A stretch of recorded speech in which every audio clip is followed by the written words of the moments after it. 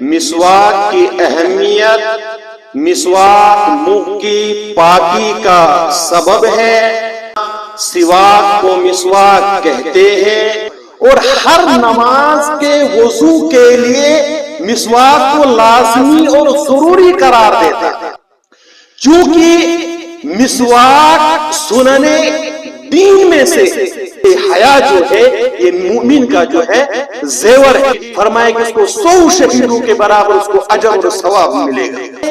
منہ کی صفائی اور پاکیزگی حاصل ہوتی ہے، وہی اس کے ذریعے پروردگار کی رضا بھی حاصل ہوتی ہے۔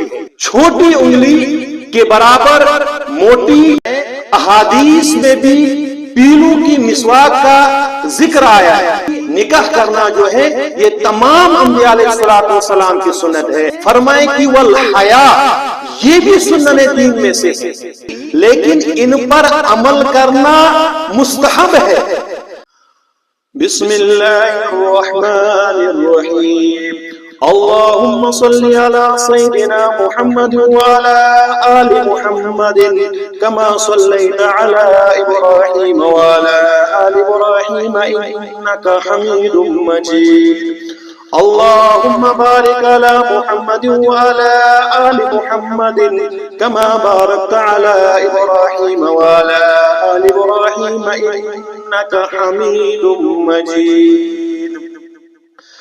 آج کا خاص موضوع ہے مسواک کی اہمیت، مسواک منہ کی پاکی کا سبب ہے۔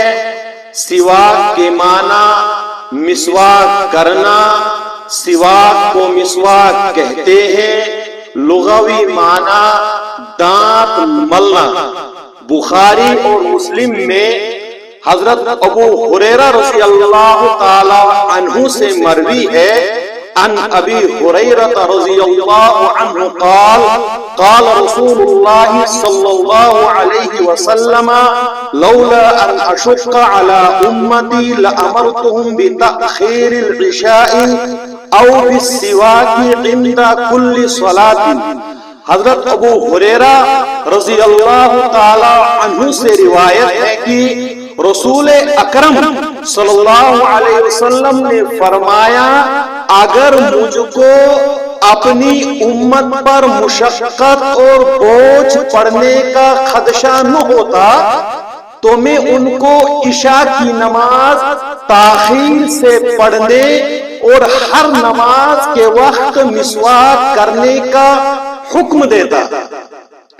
اس حدیث کا خلاصہ یہ ہے کہ آپ صلی اللہ علیہ وسلم نے فرمایا، اگر مجھ کو اس بات کا خدشہ نہ ہوتا کہ امت مشقت اور تکلیف میں پڑ جائے گی تو میں اپنی امت کے افراد پر لازم کرتا اور ضروری قرار دیتا وہ عشاء کی نماز تہائی رات یا آدھی رات تک مؤخر کر کے پڑھے اور ہر نماز کے وضو کے لیے مسواک کو لازمی اور ضروری قرار دیتا۔ آپ صلی اللہ علیہ وسلم نے اگرچہ یہ چیزیں لازم نہیں کی لیکن ان پر عمل کرنا مستحب ہے۔ نسائی شریف کے اندر حضرت مدنی کریم صلی اللہ تعالی علیہ وسلم نے ارشاد فرمایا، لولا ان اشق علی امتی لامرتهم بالسواک عند كل صلاة یا عند كل وضوء۔ اگر مجھ کو اپنی امت پر مشقت اور تکلیف میں پڑ جانے کا خدشہ نہیں ہوتا تو میں ہر نماز کے لیے مسواک کو لازمی اور ضروری قرار دیتا۔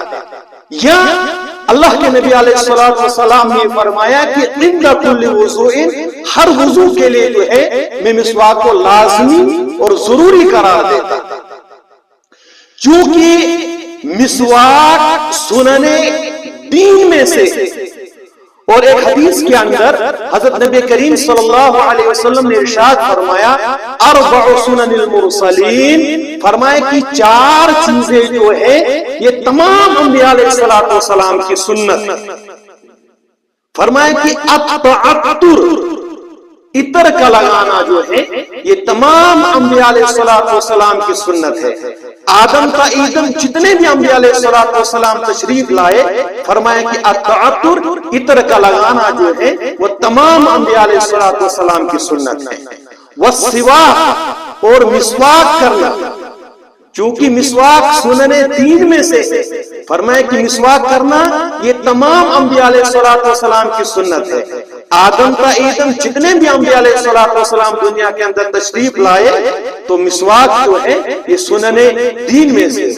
التعطر والسواک والنکاح، اور فرمایا کہ نکاح کرنا جو ہے یہ تمام انبیاء علیہ السلام کی سنت ہے. خود قرآن کریم کے اندر اللہ تبارک و تعالی نے ارشاد فرمایا وَلَقَدْ أَرْسَلْنَا رُسُلًا مِّن قَبْلِكَ وَجَعَلْنَا لَهُمْ أَزْوَاجًا وَذُرِّيَّةً، اور فرمایا کہ چوتھی جو چیز سنن دین میں سے ہے فرمایا کہ وَالْحَيَاء، یہ بھی سنن دین میں سے ہے. اور کتاب الایمان کے اندر حضرت نبی کریم صلی اللہ علیہ وسلم نے فرمایا کہ والحیاء شعبۃ من الایمان، فرمایا کہ حیا بھی ایمان کا ایک حصہ ہے، حیا بھی ایمان کا ایک جز ہے، حیا بھی ایمان کا جو ہے ایک شعبہ ہے. اور اللہ کے نبی علیہ السلام نے حیا کے تعلق سے ایک موقع پر ارشاد فرمایا کہ حیا جو ہے یہ انسان کے لیے جو ہے بہت بڑا زیور ہے. اور فرمایا کہ اذا لم تستحی فاصنع ما شئت، فرمایا کہ جب شرم و حیا فوت ہو جائے پھر جو چاہے کر، پھر اپنی مرضی ہے. جب انسان کے اندر حیا غالب ہوتی ہے تو انسان جو ہے بہت ساری برائیوں سے اور بہت ساری لایانی گفتگو سے اور فضولیات سے انسان جو ہے وہ محفوظ رہتا ہے، انسان اس سے اجتناب کرتا ہے، پرہیز کرتا ہے. اس لیے حیا جو ہے یہ مومن کا جو ہے زیور ہے. لہذا جس وقت بھی مسواک کو استعمال کیا جائے گا سنت پر عمل ہوگا. حضرت نبی کریم صلی اللہ علیہ وسلم نے ارشاد فرمایا من احیاء سنتی عند فساد امتی فلہ اجر 100 شہید. فرمائے کہ جب امت کے اندر بگاڑ ہوگا، فتنہ ہوگا، فساد ہوگا، من احیاء سنتی عند فسادی، اس وقت اگر کسی شخص نے ایک سنت کو بھی زندہ کر لیا فلہ اجر 100 شہید، فرمائے کہ اس کو 100 شہیدوں کے برابر اس کو اجر اور ثواب ملے گا. عام طور پر فقہا و محدثین دیگر اوقات کے مقابلے میں پانچ اوقات میں مسواک کی زیادہ اہمیت کے قائل ہیں. سامعین اور ناظرین وہ 5 اوقات یاد رکھیں. نمبر 1 نماز کے وقت، حدیث کے اندر آیا ہے عند کل صلاۃ کا لفظ آیا ہے. تلاوت قرآن کے وقت، اور ایک حدیث کے اندر آیا ہے عند کل وضوء، وضو کے وقت، نیند سے بیدار ہونے کے وقت، اور 5ویں پر فرمائے کہ منہ میں تغیر پیدا ہونے کے وقت. انسان زیادہ دیر تک خاموش رہتا ہے تو منہ کے اندر تغیر پیدا ہوتا ہے، یا انسان روزے سے ہے تو منہ کے اندر جو ہے تغیر پیدا ہوتا ہے. یہ 5 اوقات ہیں. فقہا اور محدثین نے دوسرے اوقات کے مقابلے میں ان 5 اوقات میں مسواک کو جو ہے اہمیت دی.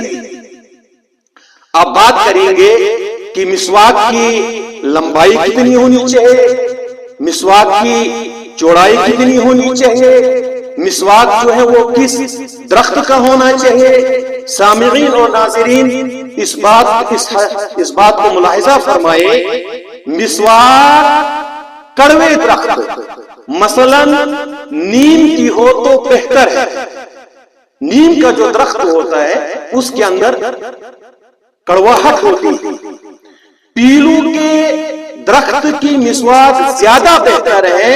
احادیث میں بھی پیلو کی مسواک کا ذکر آیا ہے. پھر مسواک کے تعلق سے بات لکھی گئی ہے. مسواک ہاتھ کی چھوٹی انگلی جس کو ہم اپنی زبان کے اندر جو چھنگلی کہتے ہیں، چھوٹی انگلی کے برابر موٹی اور ابتدا میں ایک بالشت جو ہے لمبائی ہوئی،